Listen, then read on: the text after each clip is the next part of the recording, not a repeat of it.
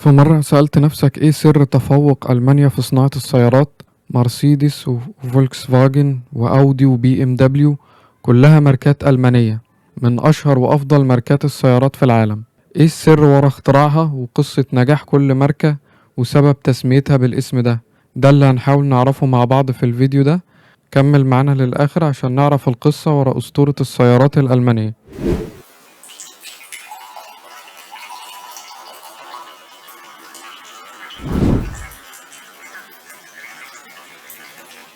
ما تنساش تحط لايك واشتراك وتقول لي رأيك في التعليقات. أول اسم معانا فولكس فاجن.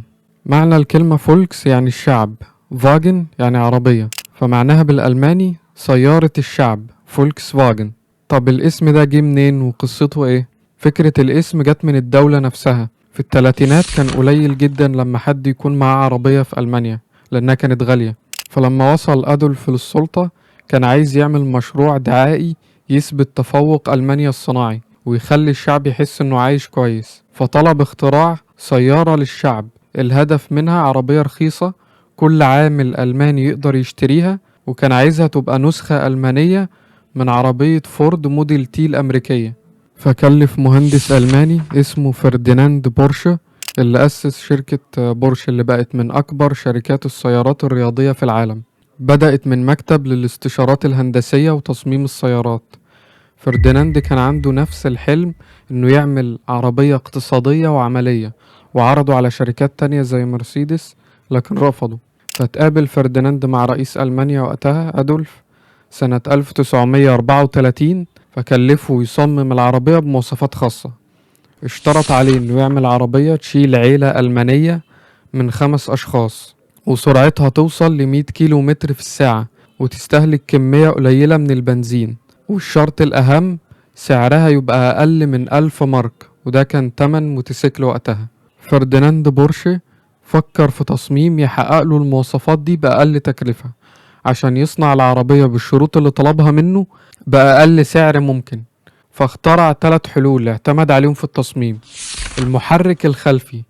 في التلاتينات كانت معظم السيارات بتحط المحرك أو الموتور قدام وترسل القوة للعجلات الخلفية من عمود حديد طويل بيمر تحت أرضية العربية، فخلى الموتور في الخلف عشان يستغنى عن العمود الطويل ويوفر مساحة، فخلى أرضية العربية مسطحة عشان تسمح ل5 ركاب يقعدوا مرتاحين.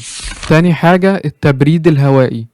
زمان في ألمانيا كان عندهم مشكلة في تبريد الموتور بالمية، لأن في الشتاء القارس وجو ألمانيا البارد كانت المية بتتجمد بالليل جوه الموتور، وما كانش في أيامها سوائل منع التجمد زي دلوقتي. فاستخدم بورشيه مروحة قوية تدفع الهواء فوق خطوط معدن شبه الزعانف معدنية محاوطة الاسطوانات عشان تطرد الحرارة. تالت حاجة التصميم. صممها في شكل الخنفسة.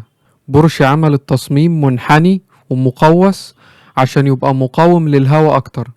العربية لما تمشي بسرعة 100 كيلو متر في الساعة الهواء بيبقى قدامها زي حيطة، فعشان تتحرك بسرعة بقوة المحرك اللي كان أيامها 25 حصان بس بتستهلك بنزين أكتر. فالتصميم اللي عمله منحني شبه الخنفسة خلى الهواء يعدي منها بانسيابية، وده خلاها بتمشي بسرعة كويسة وتوفر بنزين أكتر. عشان كده العربية اتسمت بعد كده بيتل الخنفسة، واتعمل مدينة كاملة للمشروع اسمها شتات ديس كا دي اف فاجنز، موجودة لحد دلوقتي وبقى اسمها فولفسبورج، وفيها دلوقتي المقر الرئيسي لشركة فولكس فاجن. واتعمل مصنع وابتدى العمال يدفعوا اقساط لجبهة العمل الألمانية عشان العربية، بس للأسف قامت الحرب العالمية التانية وتحول المصنع لإنتاج المركبات العسكرية بس. وبعد الحرب المصنع كان متدمر وألمانيا منهارة، لكن الجيش البريطاني وبالتحديد رائد بريطاني اسمه إيفان هيرست قرر يعيد تشغيل المصنع، وهنا بدأ إنتاج العربية من جديد بس لصالح الجيش البريطاني في الأول. بعدها المصنع اتنقل لإدارة ألمانية وتعين مدير ألماني للمصنع اسمه هاينريش نوردهوف. بعدها في الخمسينات والستينات عربية فولكس فاجن اللي كانت مشهورة بالخنفسة بيتل بقت ماركة عالمية وانتشرت في أوروبا وأمريكا، وبقت واحدة من أكتر السيارات مبيعا في التاريخ لحد سنة 2003. تم إنتاج آخر سيارة خنفسة في المكسيك سنة 2003. تاني اسم معانا مرسيدس بنز. قصة كارل بنز حكيناها في فيديو هسيبهولك في الوصف، لكن اسم مرسيدس نفسه سبب تسمية مرسيدس بالاسم ده كانت على اسم طفلة صغيرة، بنت إيميل جيلينيك. ده رجل أعمال ودبلوماسي نمساوي، كان هو الوكيل والموزع لسيارات شركة دايملر. كان بيشتري العربيات من المصنع ويبيعها. فجيلينيك كان بيشارك في المسابقات، فجيلينيك كان بيحب يشارك في السباقات باسمه مستعار، فاختار اسم بنته يسمي بيه فريقه نفسه، ان هو كان بيسمي العربيات بتاعته في وسط السباقات مرسيدس. عمل كده لانه كان دبلوماسي وسياسي، فكان مش عايز اسمه الحقيقي يظهر في المراهنات وفي السباقات، فسماه مرسيدس من حبه لبنته.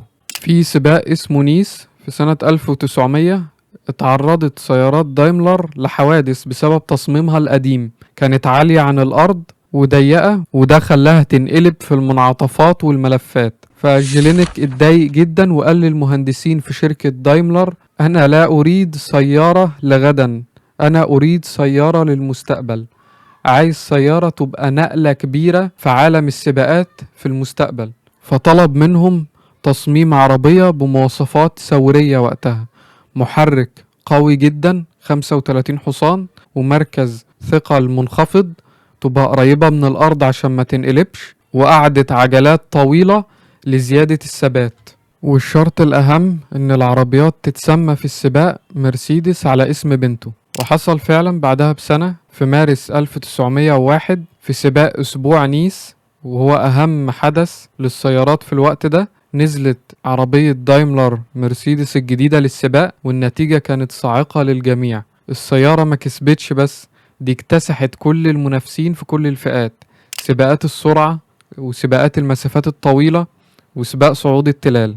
كانت سريعة جدا لدرجة ان سكرتير نادي السيارات الفرنسي وقتها اسمه بول ميان قال جملته الشهيرة اللي خلدها التاريخ: لقد دخلنا عصر مرسيدس. We have entered the Mercedes era. وبسبب النجاح الساحق في السباق ده بقى اسم مرسيدس هو حديث الساعة في أوروبا كلها، والناس كانوا بيروحوا شركة دايملر يقولوا عايزين عربية زي عربية مرسيدس اللي فازت في سباق نيس. بي ام دبليو أو بي ام في، الاسم اختصار لبايريشر موتورين فيركا، يعني مصانع محركات بافاريا. بافاريا دي ولاية في جنوب ألمانيا، واللوجو بتاع العربية اللي هو باللونين الأبيض والأزرق لأن دي ألوان علم بافاريا. الحكاية بدأت إن المصانع دي كانت متخصصة في حاجة واحدة بس، محركات الطيارات، لكن بعد الحرب العالمية الأولى ألمانيا اتفرض عليها قيود ومنعوها تصنع طيارات تماما. فهنا بي ام دبليو ما لقيتش قدامها غير انها تغير جلدها عشان تعيش. بدأت الأول بتصنيع الموتوسيكلات، ومن بعدها دخلت عالم السيارات، ومن يومها وهي بتصنع آلة القيادة القصوى بي ام دبليو اللي بنشوفها النهاردة. رابع اسم معانا والأخير أودي. عربيات أودي. الحكاية بدأت مع مهندس ألماني اسمه أوجوست هورش. الراجل ده كان شغال مع كارل بنز اللي هو مخترع أول سيارة، واللي حكينا قصته في فيديو هسيبهولك في الوصف. وبعدين استقل وعمل شركة عربيات سماها على اسمه هورش سنة 1899. بس حصلت خلافات بينه وبين مجلس الإدارة، والخلافات دي زادت بسبب فشل محرك 6 سلندر اللي صممه هورش، فانتهت بأنه استقال. ولما هورش مشي فتح مصنع جديد جنبه، حاول يسميه هورش برضه باسمه، بس هنا الشركة القديمة رفعت عليه قضية علامة تجارية وكسبتها، لأن اسم هورش بقى ملك للشركة الأولى كعلامة تجارية، فممنوع هورش يسمي لقبه هورش على أي عربية تانية يصنعها. لحد ما في يوم في شقة فرانس فيكنشر، وده كان صديق أوجوست وشريكه، كانوا قاعدين في الصالون بيحاولوا يلاقوا حل للمشكلة القانونية اللي هورش وقع فيها بعد ما خسر حق استخدام اسمه. كان في ولد صغير قاعد في ركن الأوضة بيذاكر دروسه، الولد ده هو ابن فرانز فيكنشر، والولد كان بيذاكر لغة لاتينية وكان سامع الحوار كله ومنتبه لكلمة هورش. كلمة هورش كان معناها بالألماني اسمع. فجأة الولد قطع كلامهم وقال جملة مهمة جدا اتكتبت في تاريخ عالم السيارات لما قال لأبوه مش من الأفضل إن نقول أودي بدل من هورش. Papa, wäre es besser, Audi statt Horch zu sagen?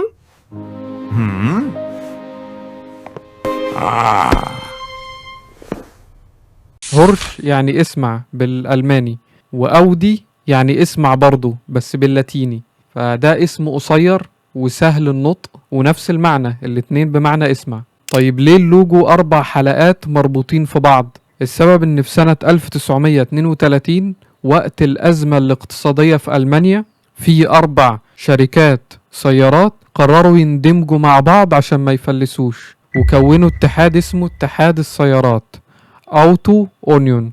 ال4 حلقات دول بيرمزوا لل4 شركات اللي اتحدوا مع بعض. فالمفارقة هنا ان شركة هورش القديمة اللي هورش مشي منها اندمجت مع شركة أودي، واندمج معهم شركة دي كي دبليو أو دي كا في وشركة فاندغا أو وندرر. لو عجبك الفيديو ما تنساش تحط لايك واشتراك وتقولي رأيك في التعليقات.